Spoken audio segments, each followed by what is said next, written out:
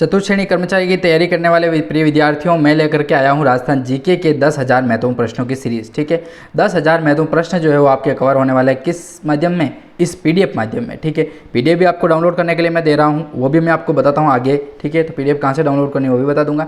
तो 10,000 प्रश्न आपके कंप्लीट होंगे। इसके अंतर्गत आपका राजस्थान इतिहास कंप्लीट होगा, भूगोल का जो पोर्शन है वो कंप्लीट होगा, और आपका एक और होने वाला है कला संस्कृति का। ठीक है, तो इनसे जो प्रश्न आपके 10,000 बनने वाले हैं और इनकी संभावनाएं जो है वो परीक्षा में 100% रहने वाली है, तो इन्हीं प्रश्नों को हम लेकर के प्रस्तुत हुए हैं। ठीक है, तो काफ़ी महत्वपूर्ण प्रश्न जो हमने इससे पहले वाले वीडियो में बात किए थे, 1070 प्रश्न जो है वो हमने बात किए थे, 1070वां प्रश्न। ठीक है, चलिए इसी कड़ी में अगला प्रश्न आपका 1071वां प्रश्न पूछा जाता है, तो काफ़ी इंपॉर्टेंट होने वाला है। ठीक है, तो पीडीएफ आपको डाउनलोड करनी है, जिसका लिंक है वो मैंने डिस्क्रिप्शन में दिया है, वहाँ पर जाइए और लिंक पे जैसे आप क्लिक करेंगे एसके स्टडी एकेडमी के नाम से हमारा जो ऐप है वो ओपन होगा प्ले स्टोर पर, उसको आप इंस्टॉल कीजिए। फिर आप नोट्स वाले फोल्डर से इस पीडीएफ के माध्यम से आप बहुत सारे नोट्स जो वहाँ पर अपलोड कर रखे हैं वो भी आप डाउनलोड कर पाएंगे। ठीक है, राजस्थान अध्ययन की पुस्तक पूरी की पूरी मैंने वहाँ पर अपलोड कर रखी है, वो भी क्वेश्चन माध्यम में। ठीक है, और इसी तरीके के क्वेश्चन है। ठीक है, 100 क्वेश्चन है, अध्याय वाइज बना रखे हैं, वो भी आप डाउनलोड कर पाएंगे। तो इसी सीरीज़ के अंतर्गत हम बात करते हैं, और 10,000 प्रश्न जो है वो आपके इस माध्यम में कवर होने वाले हैं। 1071वां प्रश्न देखिए क्या इंपॉर्टेंट है कि राजस्थान का ऐतिहासिक जो जौहर जो है वो किस किले में हुआ था। ऐतिहासिक जो जौहर सबसे प्रसिद्ध हुआ था पद्मिनी का, वो आपका होगा चित्तौड़गढ़ में। ठीक है, चित्तौड़गढ़ में होता है ऐतिहासिक जो जौहर है वो चित्तौड़गढ़ में। और 1301 में होता है, आपको पता हो तो, रणथंभौर में। ठीक है, 1301 नहीं 1303 में होता है, सॉरी 1303 में होता है, कौन सा, रणथंभौर में होता है, जो पहला शाखा होने वाला है किसका, राजस्थान का पहला शाखा हुआ था 1303 में होता है। ठीक है, जौहर भी होता है केसरिया। तो इस तरीके से जल्द वही आप समझ गए होंगे। तो राजस्थान का जो ऐतिहासिक जौहर है वो आपका होता है चित्तौड़गढ़ में। फिर वह प्रश्न है कि वह रानी जिसने हुमायूं के पास राखी भेजकर बहादुर शाह के खिलाफ सहायता का जो संदेश है वो भेजा था, किसे और किसने। तो रानी कर्मावती के द्वारा भेजा जाता है। ठीक है, कर्मावती ने भेजा था, हुमायूं की रक्षा के लिए भेजते हैं, और किसको, बहादुर शाह के खिलाफ। ठीक है, हुमायूं के पास राखी भेजती है बहादुर शाह के खिलाफ की के युद्ध न किया जाए, तो रानी कर्मावती का नाम आता है। ठीक है, अगला प्रश्न है आपका कि खातौली का युद्ध जो है वो किन किन के मध्य हुआ था। खातौली का जो युद्ध है काफ़ी प्रसिद्ध युद्ध है, और ये किस किस के मध्य होता है, तो खातौली का जो युद्ध है वो होता है राणा सांगा और इब्राहिम लोदी के मध्य। ठीक है, राणा सांगा का नाम आता है और इब्राहिम लोदी का नाम आता है, कि खातौली का जो युद्ध है वो राणा सांगा के मध्य और इब्राहिम लोदी के मध्य होता है। 1074वां प्रश्न देखिए, सुमेलगिरी युद्ध किन किन के मध्य जो है वो लड़ा गया था। ठीक है, सुमेलगिरी का जो युद्ध है वो किसके मध्य लड़ा जाता है, तो राव मालदेव का नाम आता है एक तरफ तो, और दूसरा नाम आता है शेरशाह सूरी का नाम आता है। ठीक है, याद रखिएगा आप। ठीक है, बहुत ही इंपॉर्टेंट है। इनमें से मैंने आपको प्रश्न बताया था, सबसे ज़्यादा इंपॉर्टेंट आपका कर्मावती वाला प्रश्न है। 1072वां प्रश्न है कि रानी कर्मावती जो है वो राखी भेजती है किसको, हुमायूं को, किससे रक्षा करने के लिए, बहादुर शाह के खिलाफ। ठीक है, तो सहायता का संदेश भेजती है, काफ़ी इंपॉर्टेंट प्रश्न हुआ था। 1075वां प्रश्न है कि टोंक मुस्लिम रियासत का जो संस्थापक है वो कौन था, तो अमीर खां पिंडारी का नाम आता है। अमीर खां जो पिंडारी है वो टोंक का मुस्लिम रियासत का प्रमुख संस्थापक होता है। अगला प्रश्न देखें, तो पद्मिनी किसकी पुत्री थी। पद्मिनी जो है वो किसकी पुत्री थी, तो गंधर्व सेन जो है सिंहल द्वीप की जो गंधर्व सेन है उनकी पुत्री थी पद्मिनी। ठीक है, नाम आता है, काफ़ी इंपॉर्टेंट है। तो पद्मिनी जो पुत्री थी वो थी अपने गंधर्व सेन सिंहल द्वीप की थी दोस्तों। ठीक है, चलिए अगले प्रश्न की ओर बढ़ते हैं। तो 1077वां प्रश्न है कि खातौली किस जिले में स्थित है। खातौली जो है वो किस जिले में स्थित है, तो बूंदी इसका राइट आंसर होने वाला है। बूंदी में जो है वो खातौली का युद्ध हुआ था, और खातौली जो जिला है, खातौली जो स्थान है वो बूंदी जिले में स्थित होने वाला है। ठीक है, 1078वां प्रश्न, 18वीं शताब्दी में जाट वंश का जो है वो किस रियासतों पर आधिपत्य था। ठीक है, 18वीं शताब्दी की बात हो रही है। जाट वंश का जो आधिपत्य होता है वो होता है धौलपुर और भरतपुर पर। ठीक है, काफ़ी महत्वपूर्ण प्रश्न है, धौलपुर और भरतपुर से यहाँ से प्रश्न इस नाम से पूछा जाएगा कि 18वीं शताब्दी में जाट वंश का जो है वो आधिपत्य था कहाँ पर, धौलपुर और भरतपुर में। ठीक है, अगला प्रश्न है 1079वां कि शेरशाह ने किस शासक के व्यवहार से रुष्ट अर्थात नाराज होकर के, ठीक है, रुष्ट होकर के जो है वो मारवाड़ पर आक्रमण किया था। शेरशाह ने, ठीक है, वो शरण दी थी ना, वही मामला है, आप समझ गए होंगे। तो शेरशाह ने जो है वो किस शासक के व्यवहार को जो है वो रुष्ट होकर के मारवाड़ पर अपना आक्रमण किया था, तो राव मालदेव का नाम आता है। ठीक है, राव मालदेव जो है उस पर नाराज हुए थे, शरण दी गई थी इसके द्वारा, इसलिए 1080वां इनके द्वारा, ठीक है ना। हाँ, 1080वां प्रश्न है कि राजपूत वैदिक आर्यों की संतान है, यह मत जो है अर्थात किसने कहा है, तो गौरीशंकर ओझा के द्वारा कहा जाता है, हीराचंद गौरीशंकर ओझा, ठीक है। काफ़ी महत्वपूर्ण प्रश्न है। तो राजपूत जो है वो वैदिक आर्यों से जो है उनकी संतान मानी जाती है, तो काफ़ी प्रश्न जो है वो यहाँ से इम्पोर्टेंट ये बनता है। अगला प्रश्न देखिए 1081वां कि पृथ्वीराज रासो ग्रंथ में राजपूतों की उत्पत्ति बताई गई है। पृथ्वीराज जो रासो लिखा गया है उसकी जो राजपूतों की जो उत्पत्ति है दोस्तों वो अग्निकुंड से बताई गई है, ठीक है। अग्निकुंड कौन सा आपका हो जाएगा माउंट आबू वाला, ठीक है, आबू का। एक मैं आपको ट्रिक बताता हूँ, प और च, ठीक है, ये याद रखिएगा, अग्निकुंड से ही संबंधित है ये दो नाम, ठीक है। इससे भी दो बनेंगे और इससे भी दो बने, अर्थात 4 यहाँ पर आपको मैं एक ही के अंतर्गत याद करा देता हूँ। देखिए अग्निकुंड की बात चल रही है। अग्निकुंड कौन सा, लिखने में समस्याएं हैं लेकिन समझिएगा एक बार आप इसको, ज़्यादा नहीं पर नॉर्मल। अग्निकुंड माउंट आबू, ठीक है, आबू में अग्निकुंड से माउंट आबू में जो स्थित है वहाँ से किन वंशों की उत्पत्ति हुई है, ठीक है। तो याद रखिएगा प से आपका हो जाएगा एक तो परमार, प से परमार, प से ही एक और जो होने वाला है वो है प्रतिहार। तो प से प्रतिहार, परमार, प्रतिहार, च से हो जाएगा आपका चालुक्य चौहान, ठीक है। चालुक्य और चौहान याद रखिएगा आप, ठीक है। लिखने में समस्याएं हैं, थोड़ी सी व्यवस्थाओं की कमी है, लेकिन आप पढ़ने का जो माध्यम मैंने अभी लगा रखा है यूट्यूब के माध्यम से वो आप ज़रूर कीजिएगा दोस्तों, ठीक है ना। बहुत सपोर्ट की ज़रूरत है आपकी अभी, ठीक है। शुरुआत में देखो सभी संघर्ष करने पड़ते हैं, सब मैनेज कर रहा हूँ जैसे तैसे। तो देखिए अग्निकुंड जो है वो स्थित है आपका माउंट आबू, आबू में अग्निकुंड स्थित है और वहीं पर परमार, प्रतिहार, चालुक्य चौहान वंश की उत्पत्ति हुई है उसी अग्निकुंड से, ठीक है। और यहाँ पर भी यही प्रश्न पूछा जा रहा है कि पृथ्वीराज रासो ग्रंथ में जो राजपूतों की उत्पत्ति है वो कहाँ पर बताई गई है, अग्निकुंड से बताई गई है आपकी। और अग्निकुंड कौन सा वाला, माउंट आबू वाला, ठीक है। माउंट आबू में ही स्थित है अग्निकुंड और अग्निकुंड से राजपूतों की उत्पत्ति बताई जाती है।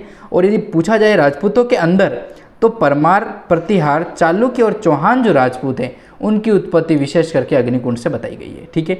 ये काफ़ी इंपॉर्टेंट प्रश्न है जो यहाँ से बनता है और आपको इसको याद रखना ही पड़ेगा दोस्तों, ठीक है। तो याद रखिएगा। चलिए अगले प्रश्न की ओर बढ़ते हैं और काफ़ी महत्वपूर्ण प्रश्न है।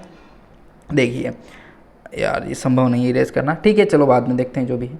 प्रश्न है आपका 1082वां। प्रश्न पूछा जा रहा है कि कर्नल जेम्स टोड ने राजपूतों की उत्पत्ति को मानते हुए किससे माना है, तो शक और सीथियन से माना है दोस्तों। काफ़ी इंपॉर्टेंट है शक और सीथियन।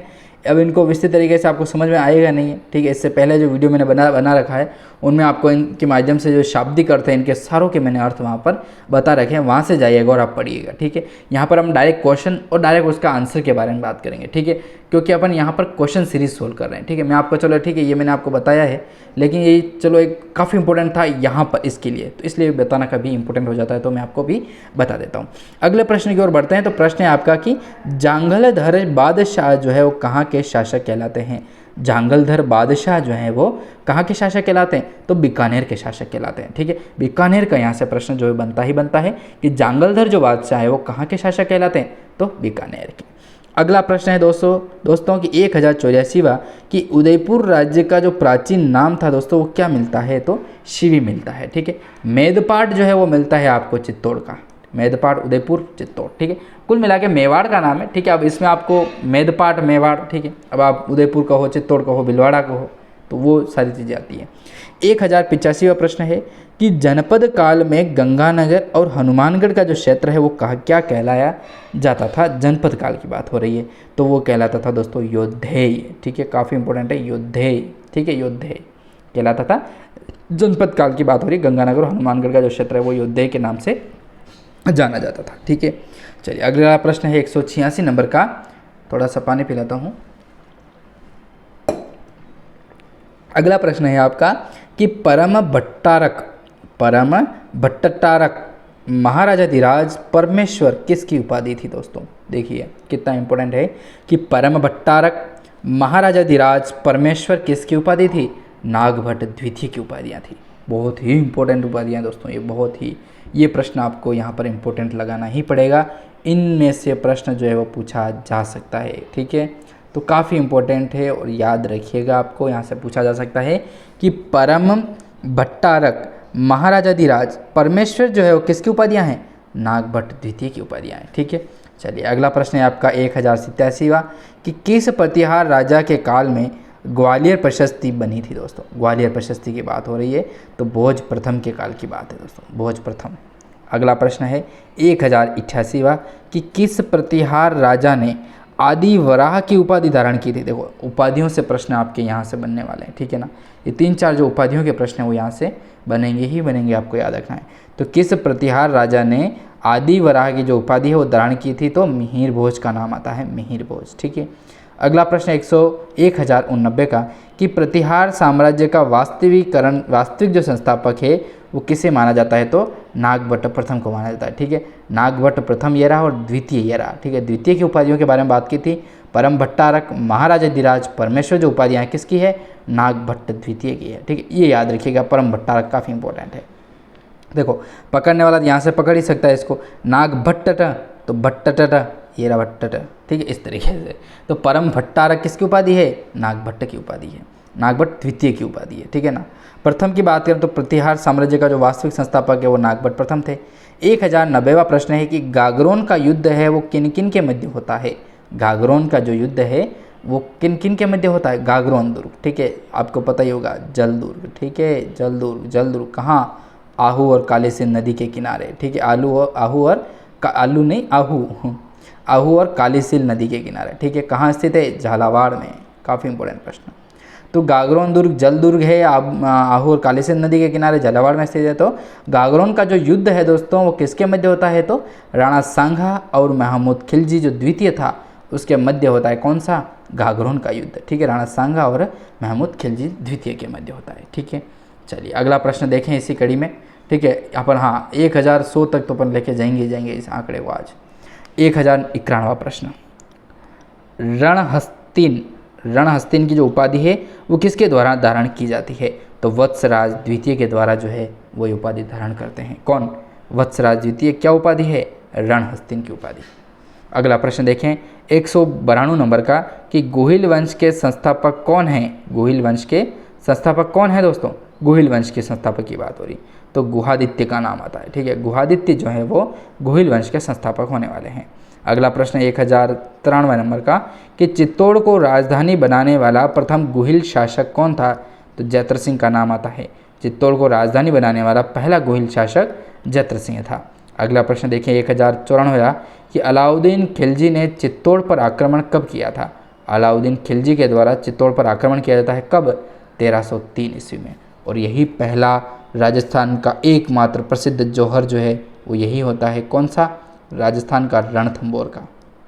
रणथंभौर 1303 की बात हो रही है। अलाउद्दीन खिलजी ने चित्तौड़ पर आक्रमण कब किया था, यार सॉरी ये गड़बड़ हो गई मामला इधर। चित्तौड़ में 1303 नहीं दोस्तों, कंफ्यूजन है। 1303 तो यार रणथंभौर का है ना। ठीक है, इस क्वेश्चन को एक बार के लिए आप यहाँ से हटा दीजिए। ठीक है, इसको मैं कंफर्म करके आपको बताऊंगा। ठीक है ना, क्योंकि कंफ्यूज हो जाता हूँ मैं भी कभी कभार। चलिए 195वां प्रश्न देखिए कि वह राजपूत रानी जिसने अलाउद्दीन खिलजी के चित्तौड़ पर कब्जा करने पर जोहर किया था। काफ़ी महत्वपूर्ण प्रसिद्ध रानी हुई थी अपनी, कौन सी, रानी पद्मिनी। तो पद्मिनी जो है उन्होंने जोहर किया था किसके आक्रमण पर, अलाउद्दीन खिलजी के आक्रमण पर। ठीक है, यही झलक पाने के लिए और इसीलिए इनको जोहर करना पड़ा था रानी पद्मिनी ने। ठीक है, इतिहास गवाह है इस चीज़ का। विषम घाटी पंचानन की उपाधि दी जाती है दोस्तों। विषम घाटी पंचानन की जो उपाधि है वो किसके द्वारा दी जाती है, राणा हमीर के द्वारा दी जाती है। ठीक है, राणा हमीर। विषम घाटी पंचानन की उपाधि राणा हमीर के द्वारा दी जाती है। अगला प्रश्न देखा जाए तो प्रश्न 1097 कि अभिनव भट्टाचार्य के नाम से जाना जाता है। अभिनव भट्टाचार्य, राणा कुंभा को जाना जाता है। ठीक है, संगीत के प्रणेता, संगीत क्या क्या उपाधियाँ मिली इनको इसमें। ठीक है ना, तो संगीत के महान व्यक्तित्व राणा कुंभा थे। अभिनव भट्टाचार्य या भट्टाचार्य की उपाधि दी जाती है राणा कुंभा को। अगला प्रश्न 198 नंबर का कि राणा कुंभा ने किस युद्ध में विजय के उपलक्ष्य में जो है वो चित्तौड़ में विजय स्तंभ का निर्माण करवाया था। राणा कुंभा के द्वारा किस युद्ध में जो है वो विजय की हुई थी और उसी विजय के उपलक्ष्य में जो है वो चित्तौड़ में एक स्तंभ बनाया जाता है जिसका नाम है विजय स्तंभ। कीर्ति स्तंभ नहीं, विजय स्तंभ। तो वो है सारंगपुर का युद्ध होता है। ठीक है, और वो कब, 1437 में। काफ़ी है, अभी इसमें तो शायद एंट्री अब अंदर से नहीं रही है। ठीक है ना, बंद कर दिया गया अंदर क्योंकि जर्जर अवस्था में है। तो 1437 की बात है, सारंगपुर का जो युद्ध होता है उसमें जो है वो विजय होती है किसकी, राणा कुंभा की। और इसी विजय के उपलक्ष्य में जो है वो चित्तौड़गढ़ दुर्ग में आन बान शान है चित्तौड़ की, तो विजय स्तंभ का निर्माण करवाया जाता है। 1099वां प्रश्न देखा जाए तो बाबर और राणा सांगा के मध्य खानवा का युद्ध जो है वो कब हुआ था दोस्तों। बाबर और राणा सांगा के मध्य जो है वो खानवा का युद्ध होता है और कब, 17 मार्च 1527 को होता है। 17 मार्च 1527 को बाबर और राणा सांगा के मध्य जो है खानवा का युद्ध होता है, वो होता है 17 मार्च 1527 को। ठीक है, याद रखिएगा। चलिए 1100वां प्रश्न काफ़ी इंपॉर्टेंट है, देखिए। उदय सिंह के साथ चित्तौड़ छोड़ने के पश्चात पन्नाधाय को किस स्थान पर आश्रय प्राप्त हुआ था, तो कुंभलगढ़ का नाम आता है। कुंभलगढ़ पर ही उदय सिंह के द्वारा जो चित्तौड़गढ़ है दोस्तों, वहाँ पर पन्नाधाय को जो शरण मिलती है कुंभलगढ़ में। अगला प्रश्न 1101 नंबर का, अकबर द्वारा राणा प्रताप को भेजे गए दूत जो हैं वो क्रमशः कौन थे, तो जलाल खां का नाम आता है, मानसिंह का नाम आता है, भगवंत दास का नाम आता है और एक टोडरमल का नाम आता है। काफ़ी इंपॉर्टेंट है, मोस्ट इम्पोर्टेंट लगा लीजिए, ये 4 नाम काफ़ी पूछे जाते हैं। ठीक है, थोड़ा डिस्टर्ब मामला चल रहा है। अब देखिए, जलाल खां, मान सिंह और भगवंत दास, ठीक है, ये नाम आता है यहाँ से। और टोडरमल का तो आपको पता ही होगा, वैसे बहुत जने जानते हैं, वो उनको पता ही है। टोडरमल, भगवंत दास, मान सिंह, जलाल खां जो है वो अकबर द्वारा राणा प्रताप को भेजे गए प्रमुख दूत होने वाले हैं। ठीक है, प्रमुख दूत कौन से हैं, जलाल खां, मान सिंह, भगवंत दास और टोडरमल। ठीक है, चलिए इस सीरीज़ को यहीं पर समाप्त करते हैं। 16-17 मिनट का वीडियो बन चुका है, काफ़ी आपके लिए बेटर होगा। और आपको ऐसे 2-3 वीडियो मैं दिन में देता रहूँगा ताकि आपके कम समय में जो है अधिक क्वेश्चन सोल्व हो पाएँ। पीडीएफ जरूर डाउनलोड कीजिए, लिंक आपको डिस्क्रिप्शन में दिया गया है। ठीक है, वहाँ पर जाएंगे SK स्टडी एकेडमी ऐप जो है उसको डाउनलोड कीजिएगा। धन्यवाद।